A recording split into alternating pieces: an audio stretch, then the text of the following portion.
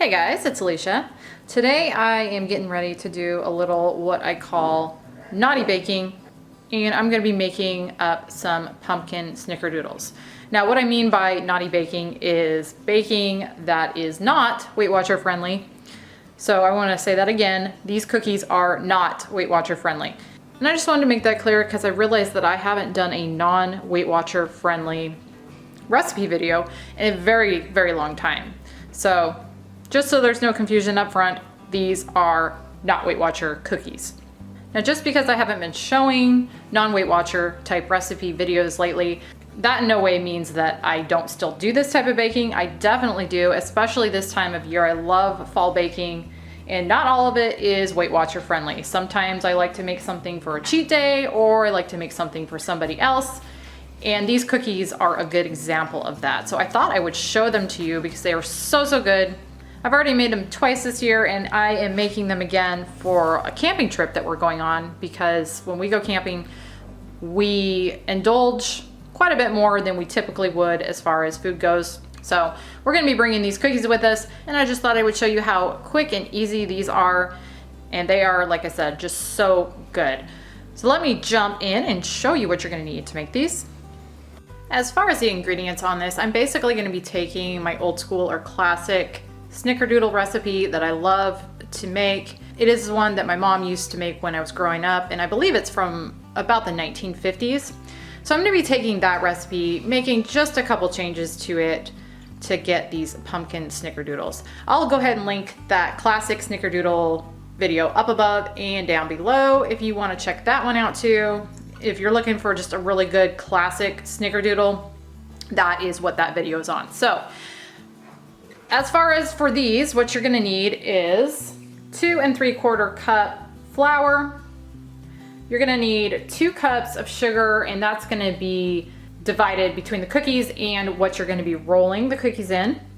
You're gonna need a 1/2 cup of pumpkin puree, and that is just the plain pumpkin, not the pumpkin pie filling. You're gonna need a 1/2 cup of Crisco, 1/2 cup of butter or a stick, 2 eggs, a teaspoon baking soda, 1/2 teaspoon salt, and then you're gonna need a teaspoon of pumpkin pie spice for the cookie dough, and then another tablespoon for rolling the cookies.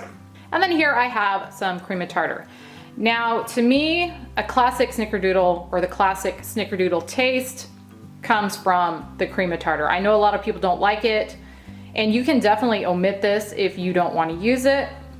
But if you're looking for that, as I said, classic snickerdoodle taste or tang, then you're gonna wanna use the cream of tartar. To me, I don't really care for snickerdoodles that don't have this in them, but again, that is kind of a personal preference. But along with the little bit of tanginess that this adds to the flavor, it also does add a little bit of chewiness to the cookie too. So again, this is kind of optional. You can omit it or put it in, but if you're gonna use it, it is 2 teaspoons that you're gonna be using. And that is everything that's gonna be in these, so let me get started making them. So first off, I'm gonna take my 1/2 cup Crisco and add it to my mixer, along with my 1/2 cup butter. And you want your butter at least slightly softened. And then to that, I'm also gonna add 1.5 cups of granulated sugar. And then I'm gonna just blend all of that together real well in my mixer. And once I've got that all blended together well, I'm gonna add in my pumpkin and my 2 large eggs. And then I'm gonna just mix all that together real well. All right, that looks good. So now I'm gonna go ahead and mix together all my dry ingredients. So in a medium-sized bowl here, I'm going to add in 2 3/4 cups of flour, teaspoon baking soda, 1/2 teaspoon salt, 2 teaspoons cream of tartar, and finally a teaspoon pumpkin pie spice. And then I'm gonna just mix all these together real well. All right, that looks good. So now I'm gonna pour this into my wet ingredients. So I'm gonna go ahead and pour in my flour mixture.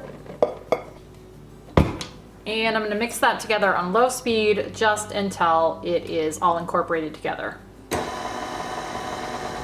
And that is looking good. Okay, now I'm gonna take my dough, I'm gonna put it in I'm gonna cover it with saran wrap or plastic wrap, and I'm gonna put it in the fridge for probably a good couple hours, maybe a little longer. This dough is very, very sticky. I don't know if you can tell, and soft. So it's hard to work with, and you wanna get it chilled so that it's a little easier to work with. So once this has firmed up a bit, I will be back. Okay, I let my dough sit for several hours. I ended up getting busy doing something else. And so it's been 4 or 5 hours.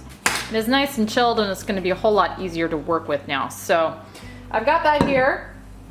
And in this little container, I went ahead and shook up a half a cup of granulated sugar and a tablespoon of pumpkin pie spice. And so this is what I'm gonna be rolling my dough in. Just like that. So I'm gonna take this 1/8 cup scoop, and which is 2 tablespoons, and use that to get my dough. So I'm gonna take my ball of dough and then just roll it in this cinnamon and sugar, like that, and put it on my cookie tray. I've got my oven preheating right now to 375 also. So I'm gonna go ahead and continue doing up my dough. And then once I've got all these on here, I'll be back. And you wanna space these 1 inch or 2 apart. They don't spread out too much, but they do spread a little bit. Okay, I've got those all rolled out, and now I'm gonna bake them in my preheated oven at 375 for about 10 minutes. I'll check on them at that point. It has been 10 minutes. These are looking good, so I'm gonna go ahead and take them out, and I'm gonna put them on this cooling rack right here. And here's a little closer look at those. Like I said, I'm gonna just take these, put them on this cooling rack, and then I'm gonna get the rest of my cookies done up. I've got these off and cooling over there, but I wanted to show you my cookie sheet and show you that they did stick a little bit. I normally use parchment paper on my cookie sheets, and I was trying to skip that step today, being a little lazy, I guess, and that didn't work out too well. They didn't stick terribly, but they did stick, like I said, a little bit. So on my next batch, I'm gonna go ahead and use a piece of parchment paper on my cookie sheet, and then they shouldn't stick at all. Okay, I've got these here. I ended up getting 25 of them. Say hi, Rocky. Hi. And I did make these probably, whoa. That's what he thinks of your cookies. I did make these probably a little bit bigger than 2 tablespoons a piece. They might have been more like 3. So good sized cookies. You can definitely get more if you stretch that dough a little bit. But like I said, I got 25 of them. We'll have my hubby try one. He's had these multiple times now, but go ahead and try one. They smell really good. Yeah, I was gonna say they smell those fall spices in there with the pumpkin. I think mixes really well with the Snickerdoodle dough. So with these,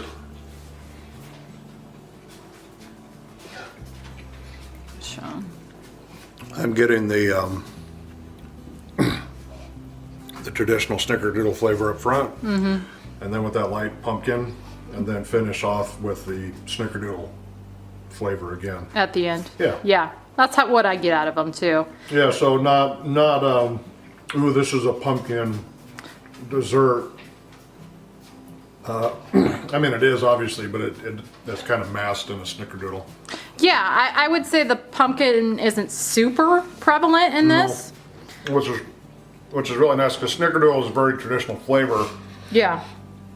And a very specific flavor. And so the way these go together is the pumpkin's not taking away that at all. No, And it so just kind of adds a little extra layer to it. Yeah, exactly. So, So it just enhances it as far as I'm concerned. yeah, I love just the classic ones too. And again, I'll link that video where I showed making those up above and down below. But these are really good this time of year when you were wanting kind of that little fall spice, fall flavor. And yeah, we have really enjoyed these.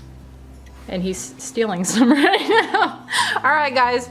that is Pumpkin Snickerdoodles. Thank you as always for watching, and we'll see you on the next one.